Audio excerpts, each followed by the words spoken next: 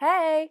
So after quite a few requests, I decided that this week's video was going to be a draw my life video. Even though I'm not that great at drawing, I just thought it'd be fun. So yeah, hope you like it.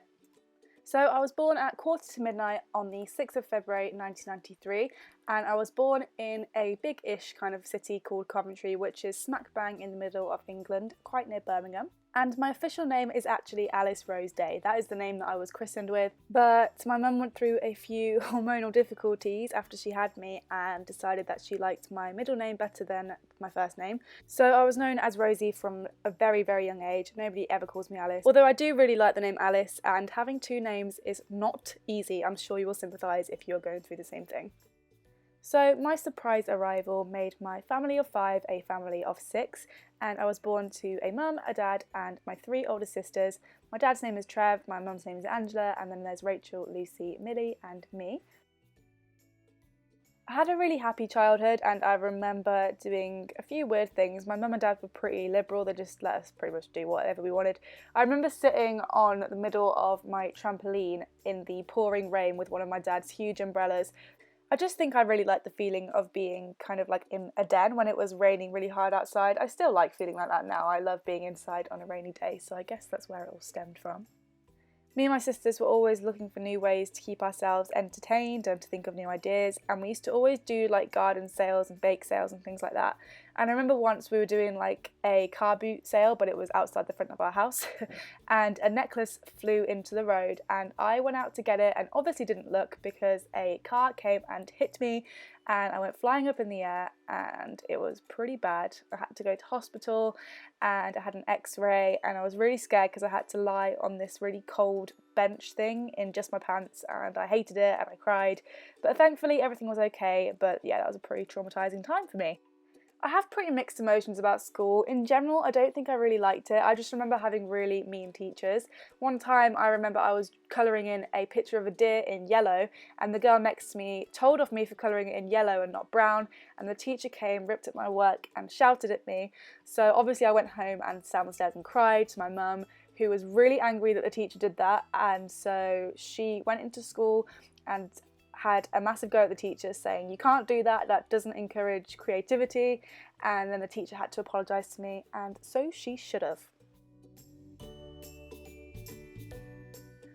Another one of my earliest memories was of me and my best friend at the time, who was actually also called Rosie. At break time, we used to go and sit by the school fence in the playground, and we used to make hotels for the ants crawling around made out of twigs and rocks. Yep, pretty lame, but it kept us happy, and that's all that matters, I guess. So the older years used to go into class a bit later at break time, and the younger years had a bell to signal when they should go in. One time when we were making our ant hotels, we missed the bell, and then an older girl came and said, "You have to go inside, you've missed your bell." So we went into the classroom, and the teacher was really mean, and she made us apologise to the whole class, and she made us feel really bad. And so we obviously started crying because we were only like in year 2, and I think she felt really bad after that because I remember the look on her face and it was like, oh no. I'm pretty sure as well I can pinpoint the part of my childhood where I discovered my love of baking. I remember I used to have this book that my mum would read to me at Christmas, and it was called Rosie's First Christmas, and in one of the pages there was a part where she baked this amazing looking cake, and I used to always skip to that part and make my mum read it over and over again. And I think ever since then I've had a fascination with really nice looking cakes, and that's where my love of baking came from.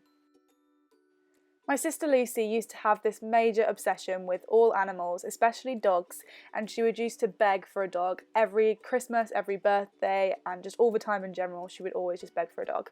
And one day my parents sat us all down on the sofa and told us that we were going to get a dog. So when I was 7, we went and picked her up, and she was a little mongrel dog, and she cost about £80 and that's it. And we named her Missy, and now she's 15 and she's still going strong.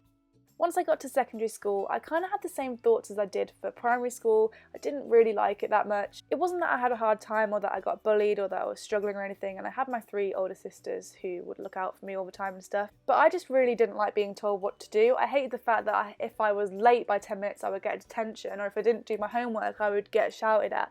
I didn't like that, and I never have, so I just was really eager to grow up and get out of school. And I think as well, I was just very aware at what I was good at and what I wasn't. I hated maths and science and anything like analytical and logical, but I did really well in subjects like art and media and English and things where I could be a lot more creative. The best part about secondary school for me was the fact that I met all my best friends there, and we have been friends from year 7 all the way up to now, and we're still really good friends, and we just got into a lot of trouble in and out of school, and we've had a lot of fun over the years. One of my best memories is English lessons with my friend Rob. We used to just talk and laugh and just do anything but the work in class.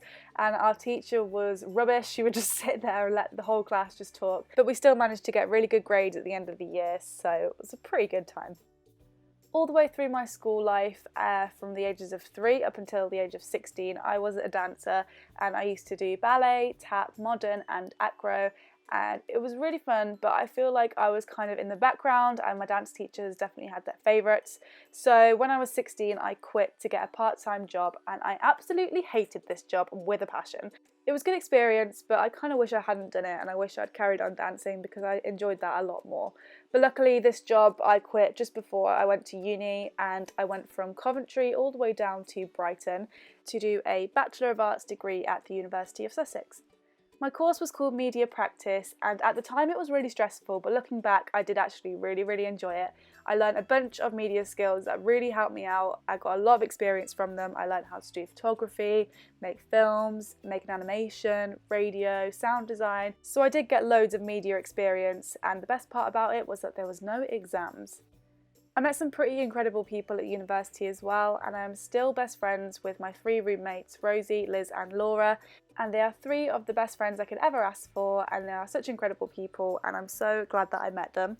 We used to go out all the time, and we used to force each other to go on 5 AM burger dashes. We would watch Friends on repeat all day, and we would also watch the seagulls steal people's sandwiches and poo on people's heads, which was always fun.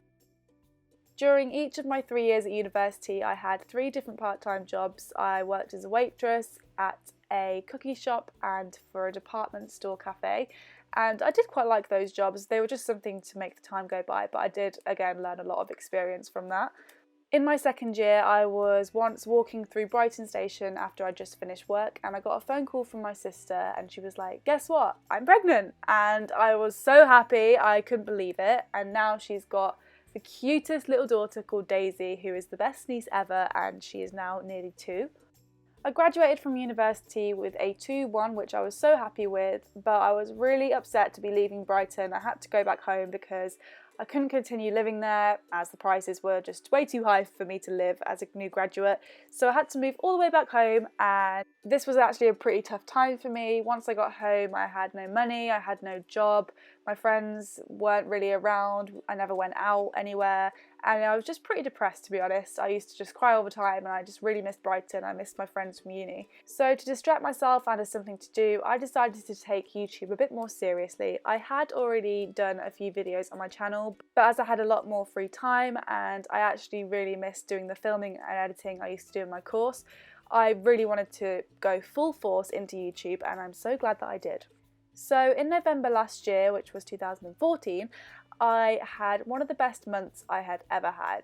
Everything just seemed to kind of turn around really quickly. All of my friends were starting to come back home, and we started going out a lot more. I got a new job, and because of that I got a new car, and on a night out I was reunited with an old friend who then asked me out on a date, and one thing led to another, and we have basically been going out since then. So now I'm really happy, and throughout all of that I kept on doing YouTube, and I now have 30,000 subscribers, which is completely mental, and I'm so grateful for all of you who are subscribed to me, so thank you so much. You are amazing. Thanks for watching. I really hope you liked the video, and I will see you in my next one. Bye! These before, I'm not sure where, but I have heard of them. They look a lot like Ritz, so I'm thinking they're going to taste a bit like that.